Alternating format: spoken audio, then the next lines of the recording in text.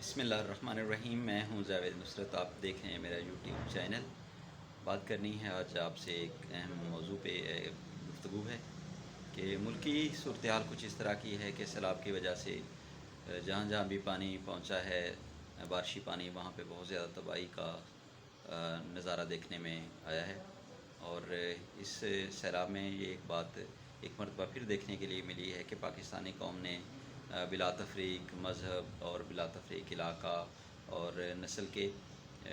بڑا ایک اچھا فیصلہ کیا ہے اور بڑا بڑھ چڑھ کے ہیلپ کی ہے ان لوگوں کی جو وہاں مسائل کا شکار ہیں، جو وہاں پھنسے ہوئے ہیں، جو وہاں گھرے ہوئے ہیں۔ لیکن اس کے باوجود کچھ طبقہ ایسا بھی ہے کہ جو ابھی بھی بے حسی کا شکار ہے اور جو زبوں حالی کا شکار پاکستانی بھائیوں کی کسی طرح بھی مدد نہیں کر رہا، ہیلپ نہیں کر رہا۔ تو ان سے بھی گزارش ہے کہ برائے مہربانی ایسی صورتحال ناگہانی آفتیں کسی بھی جگہ پہ کبھی بھی آ سکتی ہیں، تو برائے مہربانی سب بھائیوں کو چاہیے اور تمام پاکستانیوں کو چاہیے اور بیرون ممالک جو رہ رہے ہیں پاکستانی، گو کہ وہ بڑھ چڑھ کے حصہ لے رہے ہیں، لیکن اس کے باوجود کچھ لوگ ابھی ایسے ہیں جو اس گم گم کا شکار ہیں کہ آیا کیا کرنا چاہیے۔ تو ان کو چاہیے کہ جلد از جلد وہ بھی سیلاب زدگان کی مدد میں اپنا حصہ ڈالیں۔ اور ہم نے دیکھا کہ چھوٹے چھوٹے گاؤں سے لے کے بڑے شہروں تک، ضلع کی سطح، تحصیل کی سطح اور چھوٹے چھوٹے گاؤں یعنی یونین کونسل کی سطح پہ بھی چھوٹے چھوٹے کیمپس جو ہیں وہ لگے ہوئے تھے تمام پاکستانی کی جانب سے، جس میں لوگ حصہ مدد ڈال رہے تھے۔ لیکن اس کے باوجود پھر بھی کچھ لوگ ایسے رہ جاتے ہیں کہ جو ہمت نہیں کرتے یا جو کچھ دینے میں بھی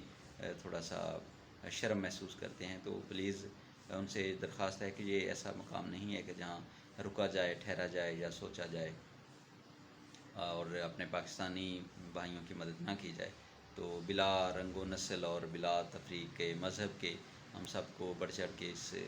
موقع پہ اپنے تمام پاکستانی بھائیوں کی مدد کرنی چاہیے۔ اور جس سطح کی بھی ہیلپ ہو جائے، اگر آپ کے پاس بستر ہیں، کمبل ہیں، چادر ہیں اور گھریلو اشیاء جو استعمال میں کی جاتی ہیں، یعنی برتن ہیں، جگ ہیں، کیتلیاں ہیں، اس میں تھرماس ہیں، کپ ہیں، پیالے ہیں، گلاس ہیں، جگ ہیں، ایسی وہ تمام اشیاء جو استعمال میں لائی جا سکتی ہیں تو وہ بھی وہاں پہنچائی جا سکتی ہیں۔ اور اس کے علاوہ استعمال میں فوڈ ہے، جیسے کھانے خوراک میں استعمال ہونے والی چیزیں جس میں بسکٹ ہیں اور بھی اس طرح کے